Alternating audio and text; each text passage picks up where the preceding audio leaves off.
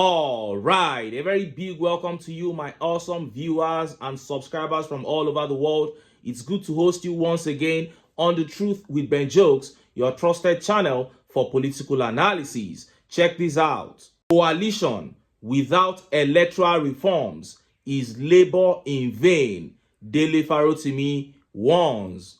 That was human rights activist and popular obedient Dele Farotimi there, warning the coalition that they must take electoral reforms seriously. And if you have been following me, this is what I have been saying all day long, ever since that coalition was formed. It is good to be crippling APC from the grassroots. That is very good. It will only ensure that you get the most votes. That is what coalition is all about. But you are going against people who are not willing to allow votes to count, and you must never look away from that. If you don't do that, it means everything is a waste of time. That is what Dele Farotimi is saying, and that is what I've been saying on this channel. Now, let us look at the top stories. First is that story coming out of Wike's camp. It is now obvious the role that Wike played in the disintegration of the Labour Party. And just as Nigerians were yet reacting to that very big update that got thousands and millions of Nigerians talking and agitating began making the rounds. Tinubu, who is known for taking over most of Lagos state assets, has now brought that attitude, that character to the federal level. The man has moved to take over major Nigerian assets before the 2027 election, so that whatever happens, he will be the one to control those assets. Before I show you details of these top stories and how Nigerians reacted, let me quickly show you this video. Now, when we talk about this country sinking, this is what we are saying. Edo State Governor Monday Okpebolo removed some elected local government chairmen and replaced them with thugs. People who should not be speaking where noble Nigerians are gathering are now local government chairmen in Edo State. Let us listen to one of them speak. A pure thug representing a local government. Watch this video. Today is a great day. Your Royal Majesty, we are here to celebrate. I will not say that we will crown the king today, because the truth is already shown that I'm happy in my tenure. Before that, my name is Right Honorable Solomon Oguma Emmanuel, the Executive Chairman of Sakos Local Government, Aganeboda Edo State. As my name, other person, that in my local government there is peace today. By the special grace of God, Okpela community, we are now have king, your king. We listed to the follower, a king that don't have his own personal interest. He have individual interest. So, being you the king today, I will say a small prayer that the throne will take for your head, and you will live long, and the young one must enjoy the good dividends of democracy, and Isako is local government. I always proud of you, and I will continue proud for you. Isako's people will proud for you, and Okwila people will proud for you. Thank you. Let me just talk less. Thank you. I appreciate it. You saw that. That was a local government chairman in Edo State speaking there. Now, Edo State is one of the most, civilized states in this country.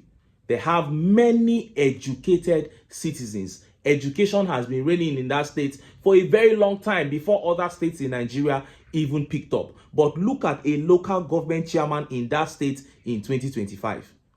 This is one of the thugs that Oshomole and Okpebolo used to scatter the election to win. Now they have made him a local government chairman. It is not enough that these men are taking over power forcefully. They are now planting some of these people in key positions again. This is taking over the country. This is state capture. It is the same thing Tinubu did in Lagos State with MC Oluomo, promoted a thug to the point that People are even saying that he will one day be a Lagos state governor. This is why we are saying we cannot allow this country to just fall to the hands of these people like this. It's not as if we hate anybody. It is the reality of Nigeria that we are discussing. Look at what these people are doing to a state as big and as civilized as Edo State. This is how they have succeeded in destroying education in the states. Education does not have value again. With all due respect to Edo State, I'm not trying to malign the state in any way, but go and look at the rate of internet fraud in Edo State. Because young people have given up. When they look up, what do they see? The people who are in key positions, local government chairman, House of Rep, all of them are stark illiterates, thugs, people who should not be regarded in public, now holding key positions. This is why the young ones are being discouraged. And it is not only in Edo State, it is throughout Nigeria. What kind of future are we trying to build for this country? The redemption of this country lies in us getting the APC out. Yes, we had our issues before they came, but they have made each of those issues to be 5 or 10 times worse than they made them. And that is why I'm saying for this country to be rescued, the APC needs to go. Now, let us look at the top stories. First is that one coming out of Wike camp. It is now clear that Wike played a major role in the disintegration of the Labour Party. And next is that update coming out of the Tinubu camp. This man is moving to acquire vital national assets, and this has caused chaos in the media space. Let's start by taking that update from the Wike camp. Look at how the papers reported it. Photos. Wike hosts Abur amid Labour Party crisis. Federal Capital Territory Minister Nyesom Wike on Sunday played host to Julius Abur, factional chairman of Labour Party. The purpose of the visit was unknown as of the time of filing this report, but it has set tongues wagging. While Abur of Labour Party has been accused of working against the interest of his party, an allegation he has denied, Larry Olayinka, spokesman of the FCT minister, shared the pictures on Sunday. And AJ Brown here says, we can now see why there is crisis in the Labour Party. That is it. An official here says, there is no longer politics. It is political corruption. As simple as that. You saw that. Now, the reason I shared this update and this picture is not because I care so much about the meeting of Nyesom Wike and Julius Abur of the Labour Party. And it is not as if I care about the Labour Party for that matter. I just shared this update so that I can vindicate His Excellency Peter Obi. Because if you look at everything that happened, the whole Labour Party saga, some people might be convinced because of the utterances of people like Kenneth Okonkwo that Peter Obi actually messed up the Labour Party situation, that he had a party in his hands and instead of building on the party, he let it sleep.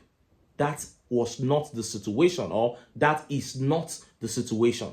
What is happening in Nigeria today is the kind of thing that we have never seen before. Politicians are willing to sell out their souls for money. So anybody who is not in the business of paying people will not be able to keep a man like Abur, who was ready to sell out. The issue is very simple. Abur's tenure is over as the Labour Party chairman. Step aside and let someone else come. Let us hold a convention and choose another chairman. This man refused. From the moment he refused, it became clear to me that he had sold out. And before God and man, if you hear the money that must have been given to Abur, is a street negotiation. Wike must have called him and said, destroy this party for me, Abur, and you will get 2 billion naira. Take 500 million to start with. Make sure that the party does not stand. It's a simple instruction. And he will go ahead and carry it out. And they said you cannot wake a man that is pretending to be asleep. So you don't expect Peter Obi to be able to control Abur when Abur had sold out. There was absolutely nothing that Obi could do, because trust me, if it was based on charisma and integrity and presenting ideas to party members to stick together, none of these guys can do it better, can do it as good as Peter Obi. What happened in this entire equation was the fact that some people were ready to sell out the party for money. And as they made up their mind to do that, there was absolutely nothing Obi could do. So it is not any fault of Obi's at all. And just as Nigerians were reacting to that, that update on the takeover of vital national assets by the Tinubu camp began making the rounds. Less than 5 months after Tinubu sacked NNPC boss Kyari and replaced him with his own man, Bashiru Ojulari, his own man has now come out to say that from now till December, they are going to decide whether they will sell all the refineries belonging to the Federal Republic of Nigeria to private individuals. And if they sell these refineries to private individuals, who do you think is going to buy all of them? Look at how the papers reported it. We are considering selling refineries. NNPCL, the Nigerian National Petroleum Company Limited, has hinted at the possibility of selling off the country's refineries. In an interview with Bloomberg, the group chief executive officer of the NNPCL, Bayo Ojulari, said the company is currently reassessing the refinery strategies and could finalize the review by year end. According to him, NNPCL is now conducting a comprehensive review of its refinery rehabilitation strategy, and that conclusions from the exercise could prompt a change in approach. We hope before the end of the year, we will be able to conclude that review. That review may lead to us doing things slightly differently, he added. When asked whether the review could result in selling the refineries, Ojulari said a sale remains a possibility. But what we are saying is that the sale is not out of the question. All the options are on the table, to be frank, but that decision will be based on the outcome of the reviews we are doing now, he said. And this tweet here says, imagine Grandpa, Tinubu and APC being the ones that will sell national assets like the refineries, when you already know that the process will not be transparent. That is it. And OC here says they are obviously going to sell it to Bulaba, incompetent head. And Ogbeni said, sell it to yourselves as usual. Yazid says they are planning to sell the refineries to themselves. Saw that. Now, sometime in April, Premium Times reported that this administration was moving to privatize the management of the State House Clinic. And papers came out that they were planning a takeover. They said they will move the clinic to private individuals. And we know what will happen. We know who is going to take over the assets when that happens. When you talk, they will say it is because government cannot manage it. If people are messing up government assets, is it not for you as a leader to make it work? Now they have moved from State House Clinic, they have gone to refineries. Nigeria has 4 refineries, 2 in Port Harcourt, 1 in Warri, another one in Kaduna.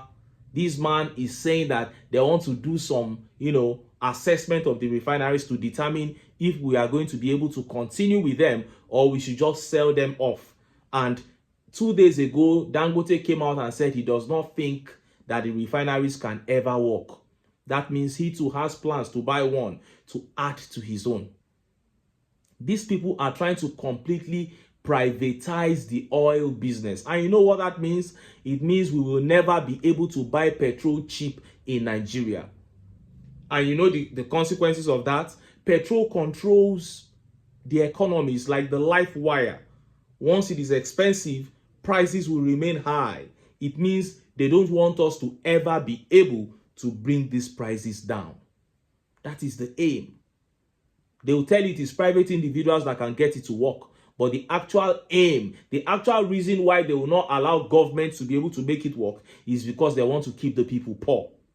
Imagine one man moving to own 2 or 3 of government-owned refineries. Refineries built with taxpayers' money. When they built these refineries, they were functional. All of a sudden now, they say the refineries cannot function again. They just put how many $1 billion into rehabilitation under this Tinubu regime to try to rehabilitate the refineries. The money has gone down the drain. They said they were going to probe how the money was spent. All of a sudden, boom, Ojulari, the new NNPCL boss, says they might sell by December. Why are you moving that fast? Something like refineries that belongs to all of us, 2025, you want to quickly start the process of selling it so that if anything happens in 2027, the refineries would have been his own. But I am assuring you that whatever you do, those things will be taken away from you. Anything you confiscate now, Tinubu, in the name of saying you are privatizing it, when you leave, they will take those things back from you. Because this is no longer a natural situation. This is abnormal. Somebody wanting to own the whole world. This is purely abnormal. It's the same thing Wike is doing with Abuja land. Over 2,000 hectares, giving it to his son. Whatever you people do, when another government comes in, which is inevitable, another government must come in. You can't be there forever. Those people are going to reverse every single thing that you are doing. What is the meaning of all this? Why can't you have the whole money? The country has given you everything. Why can't you just make this country work for Nigerians? But it is clear that the APC is never going to do things that will favor the masses. And that is why I keep telling us, as a matter of fact, for us to have a country at all, you have seen now how they are taking over everything. They want to buy it in their own name and change the name of government-owned properties that belong to all of us. This is the APC for you. They have come to steal, to kill, and to destroy. And that is why we must come together, jettison our sentiments, and kick them out. But until then, make I still enter town. Make I go get some ogbonge political news. We una go like. Why? Because now because of una. Now I dey here. So don't go away. Don't go. Sorry,